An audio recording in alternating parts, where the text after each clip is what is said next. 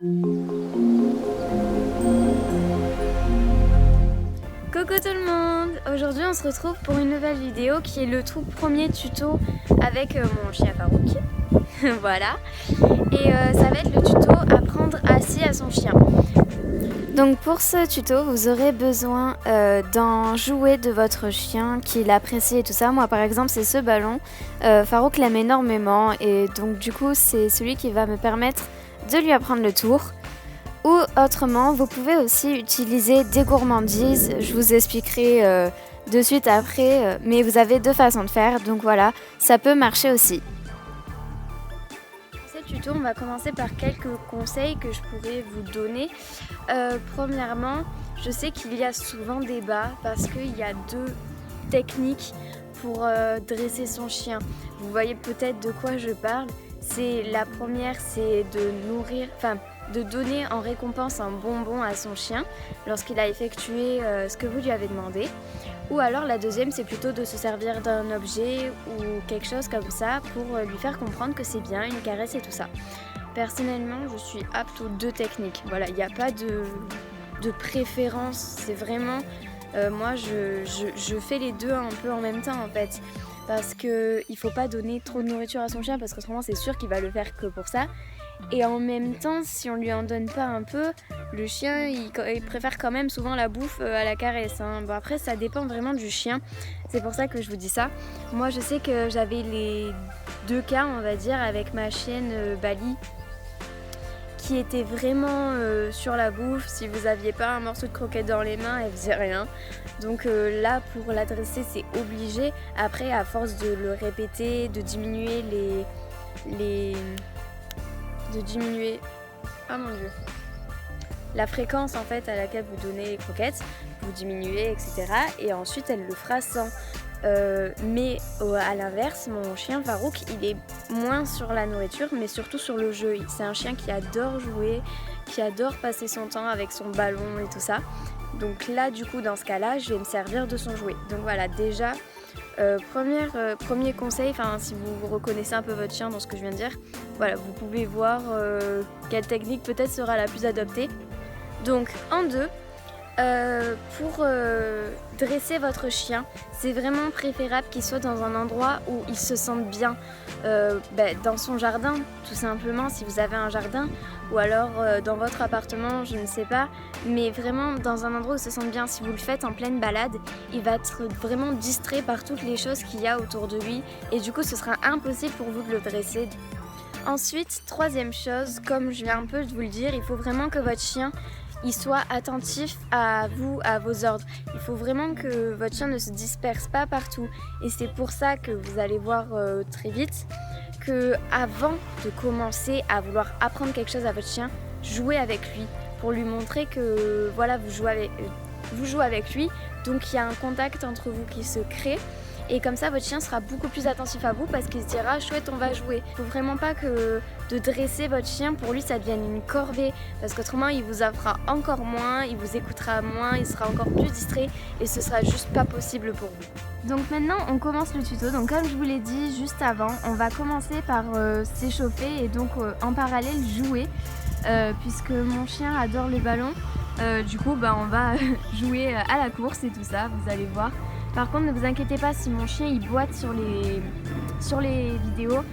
En fait, on ne sait pas vraiment ce qu'il a, mais ça fait à peu près 3-4 ans qu'il boite comme ça, mais ça l'a jamais empêché de rien faire. Donc du coup, je le fais plus sauter parce que j'ai trop peur que ça lui fasse mal, mais il court et tout ça quand on est en balade, donc il n'y a pas de problème.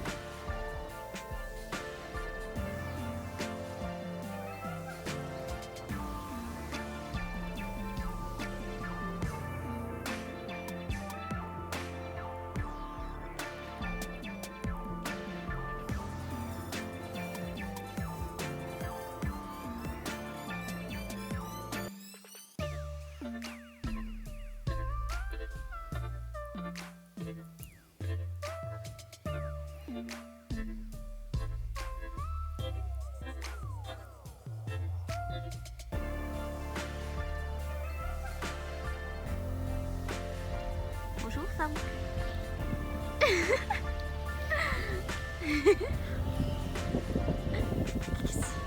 Mais c'est qui ça? C'est qui? Oh c'est qui? C'est papa? Oh oui. Allez, on commence les choses sérieuses. Ouais. Donc comment vous dire qu'en ce moment même c'est un peu compliqué de vous filmer le tuto parce qu'en fait mon chien connaît tellement le tour assis par cœur que après je fais ça c'est bon, du coup il s'est assis parce qu'il sait que c'est le code, donc je suis un peu embêtée. On va y arriver, oui. Donc là vous pouvez voir sur les images comme je fais qu'avec ma main en fait je vais faire un mouvement en montrant du doigt plus vers l'arrière et en même temps je vais amener la croquette qui est dans mes mains que vous ne voyez peut-être pas vers ses fesses en fait pour lui faire reculer et du coup il va basculer sur ses fesses et il va donc s'asseoir. Voilà, comme vous venez de voir à l'image, il faut vraiment insister sur le mouvement de recul, même si votre chien, vous avez l'impression qu'il va partir en arrière, mais à force, il va du coup partir en arrière et s'asseoir automatiquement. Après, faites attention de ne pas trop lever les mains haut, parce qu'autrement, plutôt que de le faire reculer et s'asseoir, ça va le faire cabrer. Donc faites bien attention aussi de rester assez proche du niveau de sa tête. Bien.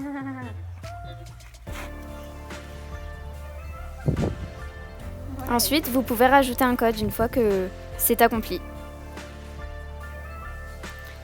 Ici sur les images, on peut voir que le chien commence à fatiguer de l'exercice, que ça commence à moins l'amuser. Tout simplement pourquoi ?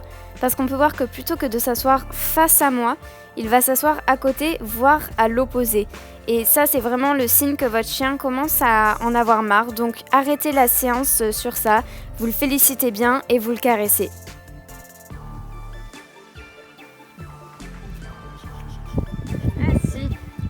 Aussi, n'oubliez pas de donner des ordres lorsque ce n'est pas correct.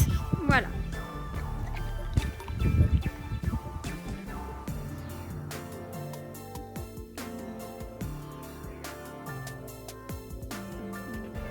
Les derniers conseils, on va dire, il faut bien laisser aussi le temps au chien de prendre une pause. Voilà, vous faites quelques sessions de assis et tout ça.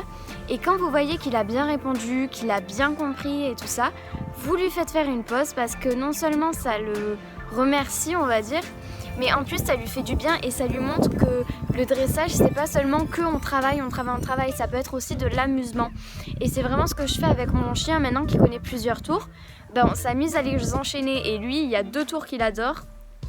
C'est passer entre les jambes et cabrer. Et ça, c'est vraiment ses tours fétiches. Donc pour vous apprendre à les faire, ça risque d'être compliqué parce qu'il les fait automatiquement en fait. Donc bon, voilà. Mais du coup, vous pouvez vous amuser aussi. Il y a un truc bizarre dans le ciel, regardez. Un avion a dessiné des cercles comme ça. Genre ça fait un cœur. C'est très étrange. Bon, petite parenthèse faite. Voilà. Du coup, voilà, surtout n'oubliez pas ça.